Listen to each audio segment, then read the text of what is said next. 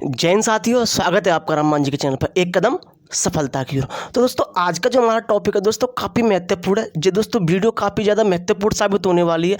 दोस्तों एग्जाम में आपको दे दिया जाता है, बताइए संघ लोक सेवा आयोग संवैधानिक है या गैर संवैधानिक है। तो दोस्तों आज जो हम चर्चा करने वाले हैं दोस्तों काफ़ी बेहतरीन है और टॉपिक क्या हमारा, भारत के संवैधानिक व गैर संवैधानिक निकाय। सबसे पहले दोस्तों हम देखेंगे कि इन दोनों में अंतर क्या है।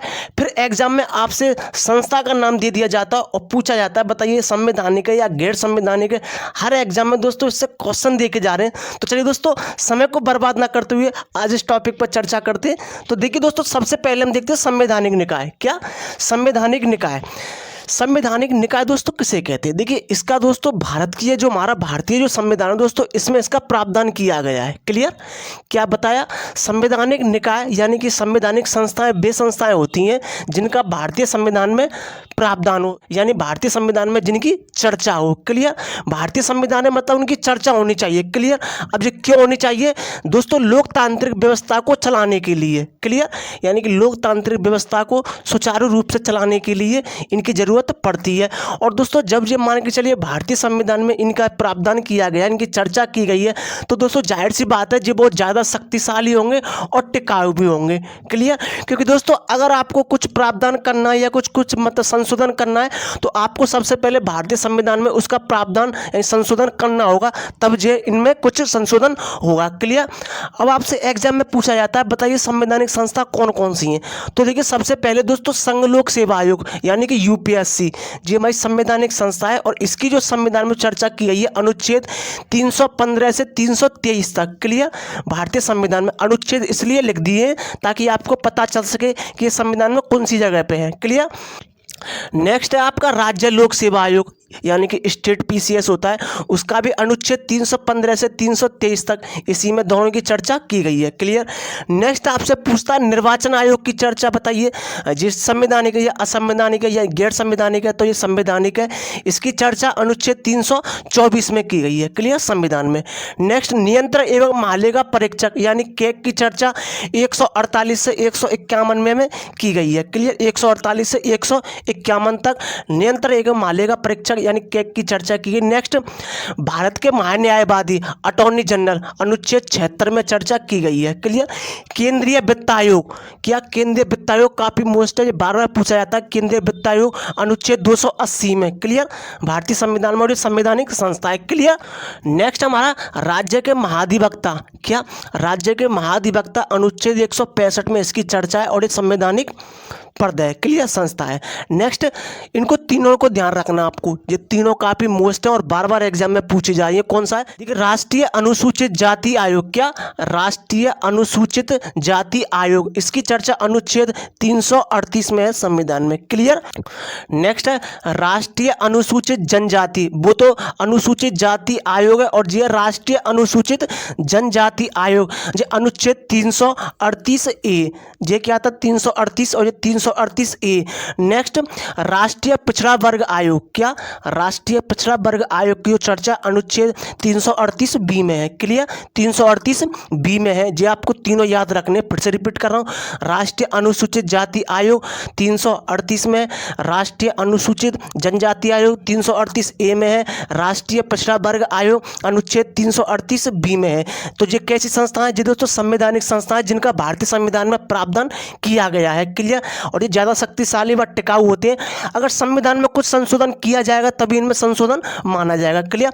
अब नेक्स्ट आगे चर्चा करते हैं गैर संवैधानिक निकाय। देखते हैं गैर संवैधानिक निकाय, क्या गैर संवैधानिक निकाय। देखिए दोस्तों सरकार को मतलब क्यों बनाए जाते हैं दोस्तों गैर संवैधानिक? जैसा आपको पता है दोस्तों भारत में अलग अलग राज्य हैं और भारत जो है अनेक जाति धर्म के लोग रहते हैं। तो दोस्तों उनकी जरूरत के हिसाब से क्या करती है सरकार, जरूरत पड़ने पर संसद में कोई बिल पास करके इसको स्थापित करती है। क्लियर?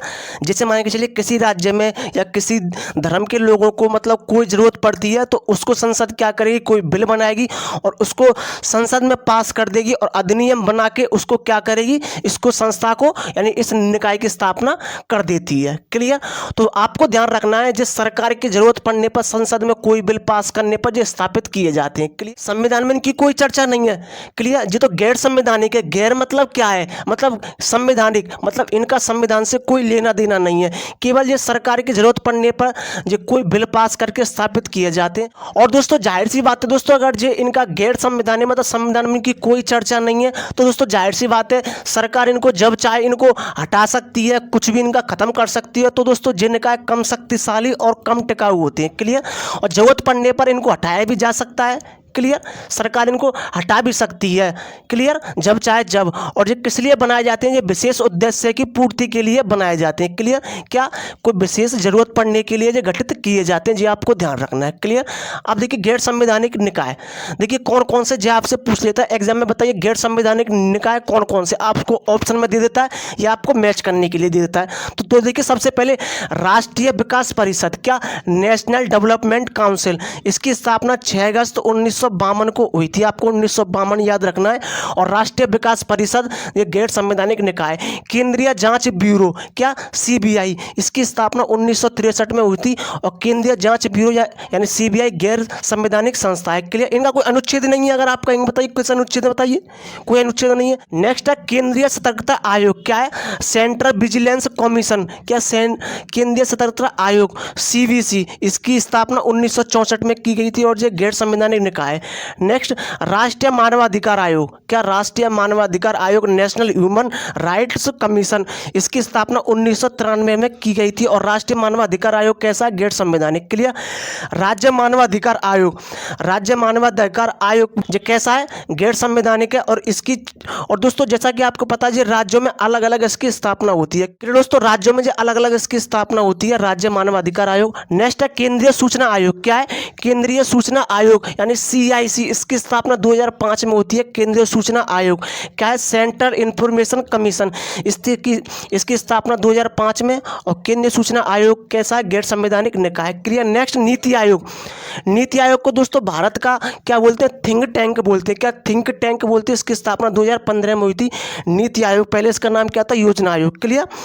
नेक्स्ट लोकपाल 2019 में इसकी स्थापना होती है, लोकपाल। और लोकायुक्त ये भी कैसे हैं, ये आपको ध्यान रखने काफी मोस्ट है, क्या लोकपाल लोकायुक्त ये गैर संवैधानिक निकाय, क्लियर। और राज्य सूचना आयोग ये भी राज्य में अलग अलग होते हैं, क्लियर। राज्य सूचना आयोग कैसा निकाय, गैर संवैधानिक निकाय, क्लियर, ये आपको ध्यान रखना है।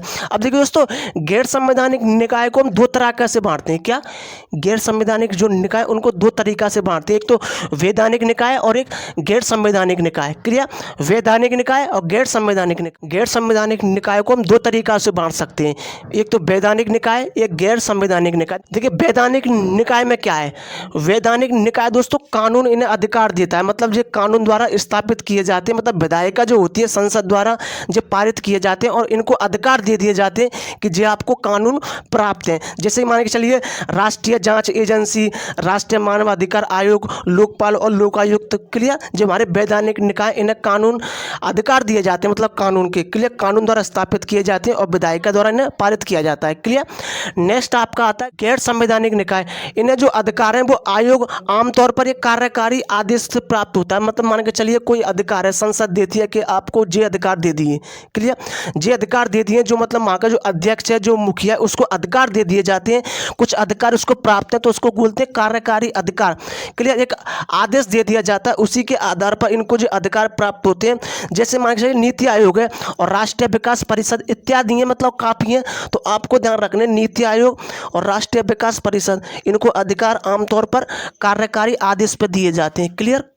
जैसे कि कोई अधिकार इनको दे दिया जाता है, उसी के अंतर्गत जो काम करते हैं, क्लियर दोस्तों। आई होप आपको ये वीडियो काफ़ी ज़्यादा अच्छी लगेगी और काफ़ी मोस्ट टॉपिक है, एग्जाम में बार बार इससे मतलब क्वेश्चन पूछे जाते हैं, तो आई होप दोस्तों आपको ये काफ़ी ज़्यादा अच्छी वीडियो लगेगी। मिलते हैं मैं ऐसे नेक्स्ट वीडियो में नेक्स्ट नए टॉपिक के साथ। जय हिंद।